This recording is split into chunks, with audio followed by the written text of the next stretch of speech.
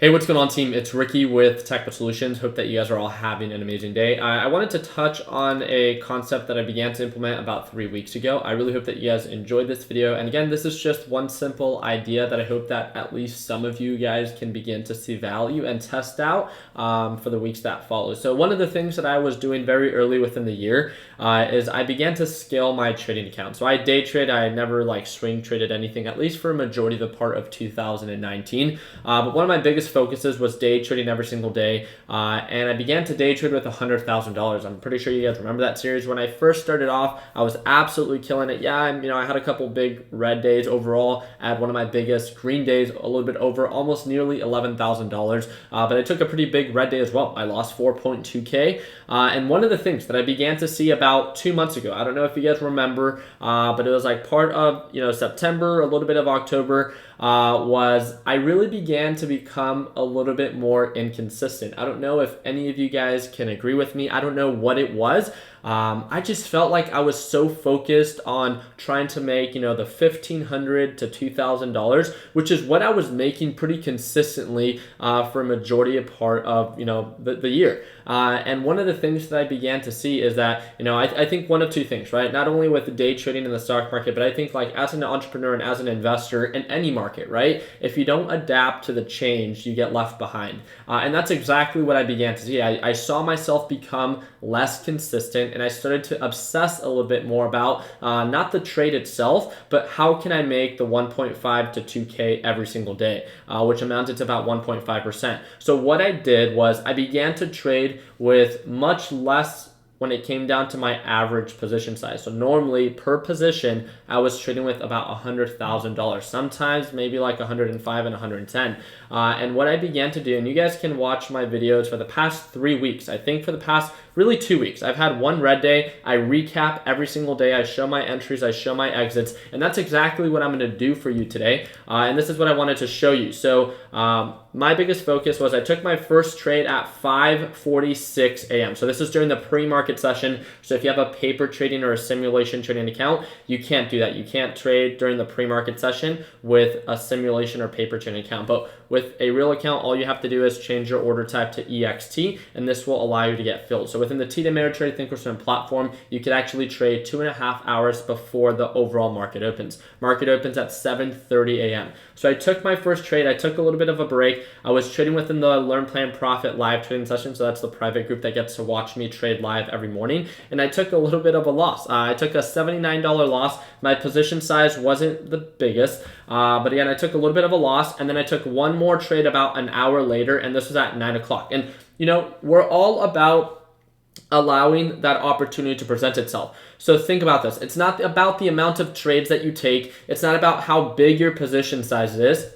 But if you're in a stage where you are struggling to stay consistent, right? It's not about trying to make the most money every single time that you trade for a short period of time. If you actually want to do this as a career, as a profession in any market, you have to understand what it is that you are doing, and you have to scale at your own pace. I don't care what everyone else is doing. You need to focus on what works well for you. So I'm just here to share an idea, and I hope that even just some of you are here to, listen or hear me out. So what I began to do is, instead of trying to trade with $100,000, you guys could see that my first couple of positions were anywhere around, $10,000. If I'm not mistaken, I took a 100 share position size at an average purchase price of, 107. So that's about $10,700. Again, I know that I might be still trading with more than you are, but that's besides the point. It's whatever you feel comfortable trading. So if you don't feel comfortable trading with a $1,000 position size, then realize that. This is where that evaluation comes in. So then take a 100 share position size, or just buy one share. It doesn't matter. 1/10, 1/5, whatever it is that you need to do to feel comfortable. So I'm still not going to just throw my money at anything. I'm still going to focus on, things having to meet my criteria. And that's the whole point as a day trader. You are challenged every single day to allow an opportunity to present itself. My first trade, again, I bought and sold, and I'll show you my entries and my exits on the actual screen, but I bought and sold DGAZ. I bought at 107.10, this was during the pre-market session, and I sold at 107.50. Again, it was with 100 shares. It was just to test the way that natural gas was going. I'll talk about that in just a little bit. I tested /CL, and I had to cut losses. I had to manage my risks, and that did not go according to plan. And then I again took another position. This was with 400 shares. I added more to my position size on this one, and then sold it about 30 minutes later, and then that's where I made a majority of my money. So if you guys see, I made $600 on DGAZ, and then on my last day trade on DGAZ, I made about $560 because my first trade was only $40 profit. And this is what I want to talk about. It's about actually allowing that opportunity to present itself, and this does not happen every single day. There is no question that this is where natural gas was on Friday. This is where it opened at on Sunday during the extended hour session. And all natural gas was doing was beginning to sell off, make lower lows and lower highs. So I was trying to become more comfortable with the trade. So as I focus on the direction, natural gas is selling off. So by me understanding that, I have an understanding that natural gas is selling off. So if you understand how this works, when natural gas sells off, DGAZ pushes up, right? And it stayed true almost the entire trading session. So once I hit my $500 daily goal, right? So you guys can see that I hit $520 profit. I just stopped trading. It's a little bit over 1%, right? And one of the things that I wanted to show you guys is exactly where I bought and sold. So it's cool to show you the profits, but you don't really learn from that, right? What you can learn from is, seeing where I bought and seeing where I sold. Even during my pre-market trading session, natural gas was still selling off and DGAZ was still pushing up. So although I was just testing it, again, I just wanted to get some skin in the game.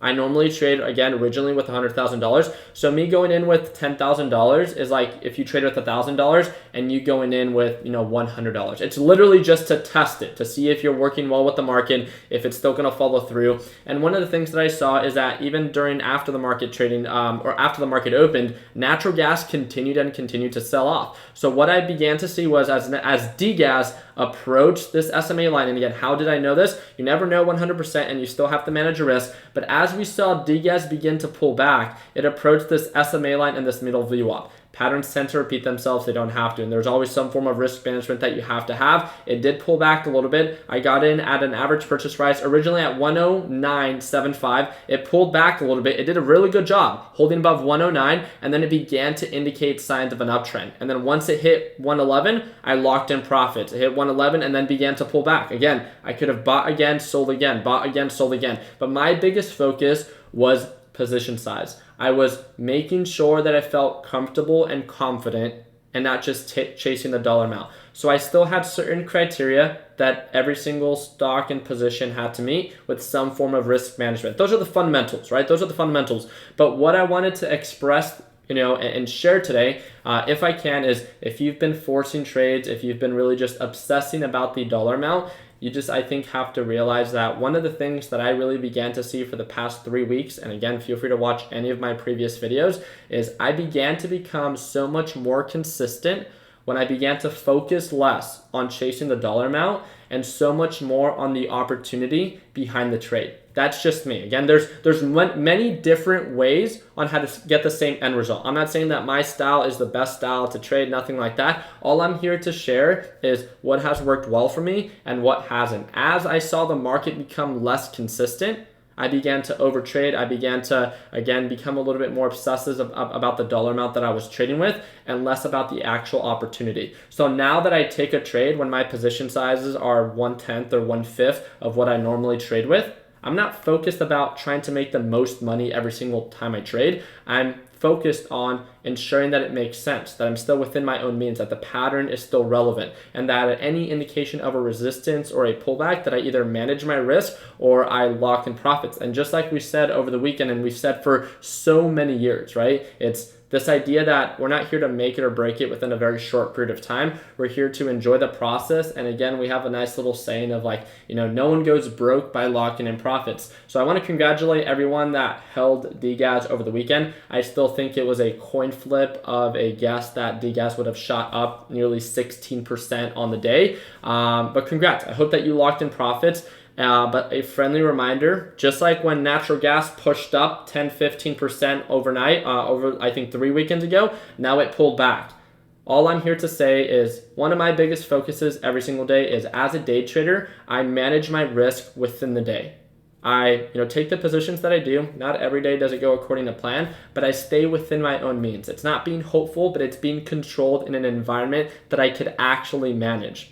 And I think, if you're actually trying to build a future out of this, then it's obsessing less about your hopes and your desires and actually making sure that your actions speak louder than your words, right? If you want to be able to do this 5 or 10 years from now, you need to make sure that you're not hopeful when it comes down to trading. That if you're a day trader, then you focus on day trading and not swing trade something because your day trade didn't go according to plan. I am sorry for, again, it sucks when people have red days, and we've all been there. We've all done that. I believe it was about almost 2 years ago that I for all those that are part of Learn Plan Profit, you guys probably remember I think it was Drip. As Drip was selling off, I was bag holding, and again, I had a very poor experience as well. But you learn from these mistakes. So you could either learn and adapt and continue at it, or you can give up and, accept a loss. It really comes down to whatever way you want to approach it. But I think that we can both agree that, we've consistently reminded everyone to take these trades day by day